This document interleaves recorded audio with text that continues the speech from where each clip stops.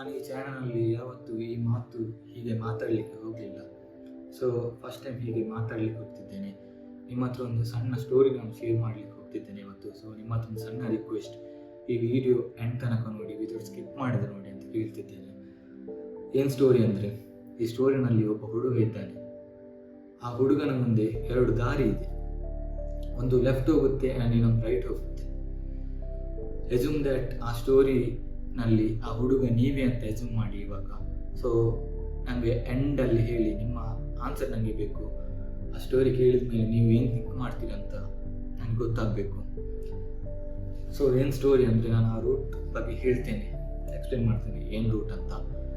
ಏನಂದರೆ, ಲೈಫ್ ಅವನಿಗೆ ಆಲ್ರೆಡಿ ಹೇಳಿರುತ್ತೆ ಆಯಿತಾ, ಈ ರೂಟ್ ಹೇಗಿರುತ್ತೆ ಅಂತ. ಈ ರೂಟಲ್ಲಿ ಲೈಫ್ ಸೆಕ್ಯೂರ್ ಆಗಿರುತ್ತೆ. ಸ್ಟ್ರೈಟ್ ಎಲ್ಲಿ ಡೌನ್ಸ್ ಬರುತ್ತೆ, ಎಲ್ಲಿ ಅಪ್ಸ್ ಹೋಗುತ್ತೆ, ಎಲ್ಲಿ ಅವನ ಲೈಫ್ ಎಂಡ್ ಆಗುತ್ತೆ ಅಂತ ಲೈಫ್ ಆಲ್ರೆಡಿ ಅವನಿಗೆ ಹೇಳಿರುತ್ತೆ. ಬೈ ದ ವೇ, ಲೈಫ್ ಎಲ್ಲರೂ ಕೂಡ ಈ ಆಪರ್ಚುನಿಟಿ ಕೊಡಲ್ಲ. ಈ ದಾರಿಯನ್ನು ಚೂಸ್ ಮಾಡಲಿಕ್ಕೆ ಎಲ್ಲರೂ ಕೂಡ ಕೊಡಲ್ಲ. ಆಲ್ಮೋಸ್ಟ್ ಎಲ್ಲರೂ ಕೂಡ ಈ ದಾರಿಯಲ್ಲಿ ಹೋಗ್ತಾರೆ. Normally they will move on, ಆ ದಾರಿ ಚೂಸ್ ಮಾಡ್ತಾರೆ ಆಯಿತಾ.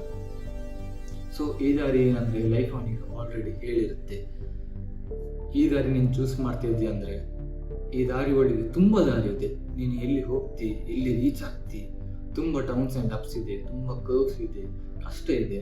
But you will enjoy the route. Excitement ಇರುತ್ತೆ, ಖುಷಿ ಇರುತ್ತೆ, ಹ್ಯಾಪಿನೆಸ್ ಇರುತ್ತೆ.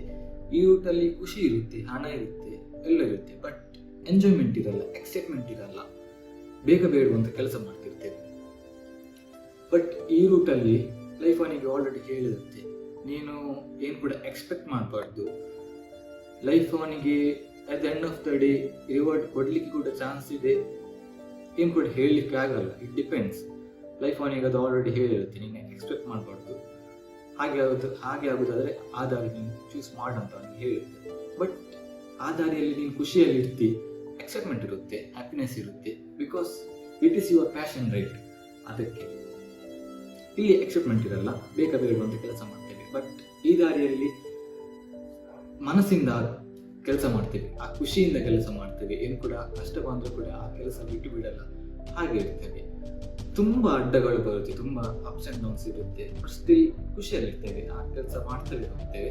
ಹ್ಯಾಪಿನೆಸ್, ಎಕ್ಸೈಟ್ಮೆಂಟ್ ಎಲ್ಲ ಇರುತ್ತೆ. ಸೊಸೈಟಿ ಹತ್ರ ಕೇಳೋದಾದರೆ ಅವರು ಹೇಳ್ತಾರೆ, ಗೋ ಬೈ ದ ಬುಕ್ ಅಂತ ಹೇಳ್ತಾರೆ.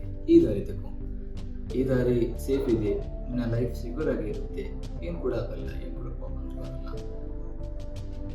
ಹಾಗೆ ಹೇಳ್ತಾರೆ ಸೊಸೈಟಿಯಲ್ಲಿ. ಬಟ್ ಕೆಲವರಿಗೆ ಹೇಳ್ಬೋದು, ನಿಮಗೆ ಎರಡು ದಾರಿಗಳು ತಗೊಳ್ಬೋದಲ್ಲ ಅಂತ.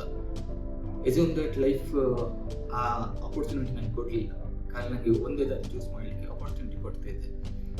ಒಂದು ಈ ದಾರಿ ತೆಗೋ, ಒಂದು ಈ ದಾರಿ ತೆಗೋ. ಬಟ್ ಈ ಎರಡು ದಾರಿಯಲ್ಲಿ ಒಂದು ದಾರಿ ಚೂಸ್ ಮಾಡಿದರೆ ಆಬ್ವಿಯಸ್ಲಿ ನಾನು ಖುಷಿಯಲ್ಲಿ ಇರ್ತೇನೆ. ಬಟ್ ಲೈಫ್ ಆ ಆಪರ್ಚುನಿಟಿ ಕೊಡ್ತಾ ಇಲ್ಲ, ಖಾಲಿ ಒಂದೇ ದಾರಿ ಚೂಸ್ ಮಾಡೋಂತ ಹೇಳ್ತಾ ಇದೆ. ಸೊ ನಾನು ನನ್ನ ಸ್ಪೆಷಲ್ ಪರ್ಸನ್ ಮತ್ತು ನನ್ನ ಅಮ್ಮನ ಹತ್ರ ನಾನು ಕೇಳ್ತಿದ್ದೇನೆ, ನಾನು ಯಾವ ದಾರಿ ತಗೊಳ್ಬೇಕು, ಲೆಫ್ಟ್ ತಗೊಳ್ಬೇಕಾ ಅಲ್ಲ ರೈಟ್ ತಗೊಳ್ಬೇಕಾ? ಸೊಸೈಟಿ ಹೇಳೋದಾದ್ರೆ ಗೋ ಬೈ ದ ಬುಕ್ ಅಂತ ಹೇಳ್ತಾರೆ. ಆ್ಯಂಡ್ ನೀವು ನನ್ನ ಪ್ಲೇಸಲ್ಲಿದ್ದರೆ ನೀವು ಯಾವ ರೂಟ್ ತಗೊಳ್ತಿದ್ರಿ? ಲೆಫ್ಟ್ ತಗೊಳ್ತಿದ್ರ ಅಲ್ಲ ರೈಟ್ ತಗೊಳ್ತಿದ್ರ? ಜಸ್ಟ್ ನನಗೆ ನಿಮ್ಮ ಥಿಂಕಿಂಗ್ ಏನಂತ ಗೊತ್ತಾಗಬೇಕು.